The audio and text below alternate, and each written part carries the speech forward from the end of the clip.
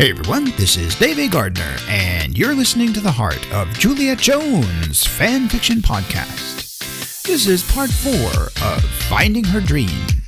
And here to tell us more about the Heart of Juliet Jones is our lovely and esteemed co-host. She's protagonist number 2. She's Eve Jones. Take it away, Eve. Thank you, Dave. It is always an honor to co-host with my favorite romance author. So hey, dear listeners, what's happening in your world? In mine, nothing could be more fun than traveling to New York City where my dream awaits. I'm so pumped to be a contestant in the Miss Teen USA beauty pageant, representing my super tiny hometown of Devon. Before we get back to our story, though, let me tell you what the Heart of Juliet Jones is, for those of you who are new to the podcast. So the Heart of Juliet Jones was a vintage comic strip written by Elliot Kaplan and illustrated by Stan Drake in 1961. Each fanfiction story is based on just one comic strip in a story series, and of course, written by your favorite person, and mine, Mr. Dave A. Gardner. So hey Dave, you've always played the role of interviewer on the podcast. I was thinking that maybe I could take that role today and ask you a few questions. What do you think? Me? Sure, Eve. What would you like to ask? Well, Dave, first of all, I think our listeners might be curious about your fanfiction writing journey. I mean, specifically, why did you choose that particular comic strip? You could have chosen any dramatic comic. There are plenty of other vintage ones, as you know. That's a really good question, Eve. My fanfiction writing journey began as a blog, as it also did with my romance writing. Oh, really? No freaking way. Now that's something I'm curious about too, Dave, but we'll come back to that one. As you know, I am such a crazy, obsessed fan of your romance novels. Yes, I know. Thank you, Eve.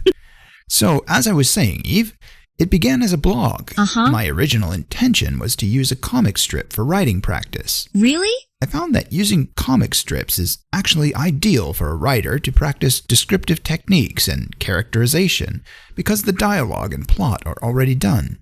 So I started with Juliet Jones and intended on using other comic strips too. I also used Johnny Hazard, and that was the first one that I used to write comedy. Interesting, Dave. When it came to using Juliet Jones, the story and the characters, especially you and Julie, really resonated with me. Readers just fall in love with you guys with every comic strip they read. They feel like they're a part of your little world. That is just the sweetest thing ever, Dave. You're going to make me cry. That is the sweetest thing I have ever heard. But wait, are you telling me that you also fell in love with us? With me? After reading each of our comic strips in the series? Well, I wouldn't say that I was obsessed or anything like that, Eve, but well, yes, you and Julie have a special something that makes us want to read more and know more about you. Did you hear that, dear listeners? He admitted it. He loves me. Oh my gosh, so you fell in love with me, my stories, and I fell in love with you, yours too, almost at the same time. This is so exciting. Dave, yes, Mr. Man. This is literally no accident or coincidence, I believe. This is what they call fate, isn't it, dear listeners? I think I'm gonna cry. No, I am gonna cry. Tears of joy. Dave, how can I go on?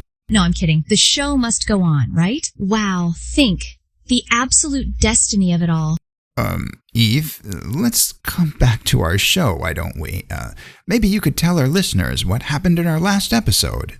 Oh, of course, my darling Dave. Anything for you. So in our last episode, Julie and I were on the train to Devon when that imbecilic assistant Pike Setter makes a brazen move. He was hitting on my sister. Can you believe the freaking gall? He touches her knee, and Julie just eyeballs him with that stare she gives. Like, no one wants to cross my sister when she gives you that stare. She's done it to me a few times, and it's not pretty. Seriously.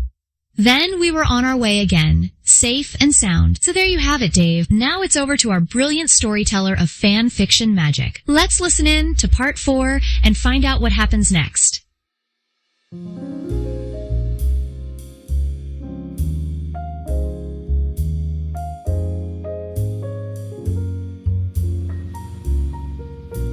Eve could hardly contain her excitement as the yellow cab maneuvered its way through traffic onto West 42nd Street. New York City was more amazing than she had ever dreamed. Their cab driver was leaning back in his seat as relaxed as lounging on a living room sofa. With With one hand on the wheel and the other on the horn, he careened around cars, trucks, and buses through the city streets from Grand Central Station. Eve took it all in like a child in a candy store. She gawked out the window of the cab and craned her neck to try to see the tops of the buildings as they passed. To her glorious amusement, skyscrapers surrounded every corner and reached as high as the heavens. Myriads of people clamored along the sidewalks in a pace that rivaled a walkathon. The click-clack of horse-drawn carriages mixed with the near-constant honking of car horns. Unlike the serene and reticent, tree-lined suburban streets of Devon, New York City was wild and noisy, an overload of the senses where something was happening everywhere she looked. It had an energy, a vitality to it that almost breathed all on its own. There was a force of commotion and intensity that gave life to the city that never sleeps. And Eve could see why. Eve watched as a cute horse and buggy clopped up to the front of the infamous Hotel Star. A man in a suit and tie, and a woman dressed head to toe in animal fur, stepped down from the buggy with the help of an immaculately dressed concierge who held out his hand to the lady. "Ah, you're stopping at the Star," Glenn remarked, impressed. "Fine place. I stay here myself on occasion. It's wonderful that you can stay in the lap of luxury during your competition days. It will be a nice, relaxing boon that you'll need after coming back from the long days of practice on the stage. I won't be staying here, but I'll be in constant touch with you, Eve." Eve flashed a grin over her sister to Glenn, who was sitting on the other side of the cab. Oh my gosh, thank you so much, Mr. Sabine. I just don't know what to say. Her eyes shone like the stars when she gazed at him now. This was the man who was fully responsible for bringing her to the place she had always wished of coming, the dream she had had since she was a child, the dream to be a contestant in a beauty pageant. Eve and Julie stepped out onto the curb. The driver of the cab dashed out and manually opened the trunk as another finely dressed concierge rushed over to help with their luggage. Quickly and efficiently, the concierge heaved Julie's suitcase out and placed it on the curb. When he grabbed Eve's suitcase, however, he lifted it out of the cab and stumbled back, taken aback at the sheer weight of it, swinging it like a pendulum in his arms, swaying left to right, right to left. Just before almost falling to the street, he regained his balance and dropped her suitcase with a thud. He heaved a sigh of relief, removed his cap, and wiped the sweat off his brow with a neatly folded handkerchief. Julie gave him a handsome tip, and after tipping his hat to her in thanks, he rushed off to help someone else. Oh, I heard that you want all of the contestants to get their professional photos done. I might have heard that from you. Yes, it was you who told me that. That is so effing exciting. To be so damn honest. Sorry for the curse words. I mean, I get all weird when I'm excited. And I am so excited to be here. So, when do I have my pictures taken? "This evening," replied Glenn from the cab. "It's all been arranged."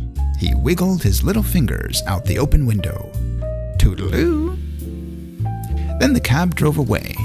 Eve lifted her head in triumph. She inhaled the smell of horse manure and exhaust from the city streets as if it was fresh country air. She said to Julie, I can't believe it, Julie. It's beginning. The whole wonderful thing's actually beginning. And Julie, I'm really glad you're here to share it with me. The smell of cow and horse dung in the streets mixed with hot dog vendors. This is what it's all about. I don't mean the smell of hot dog vendors. I mean the smell of hot dogs. Silly. From hot dog vendors. Oh, believe me, Eve, so am I. When I heard that you were going to New York, I just had to tag along. Julie replied. I mean, of course there is that whole business of me taking care of business in New York and all. That was true. Very, very true. I just think that is all secondary to watching my baby sister find her dream. Don't you think?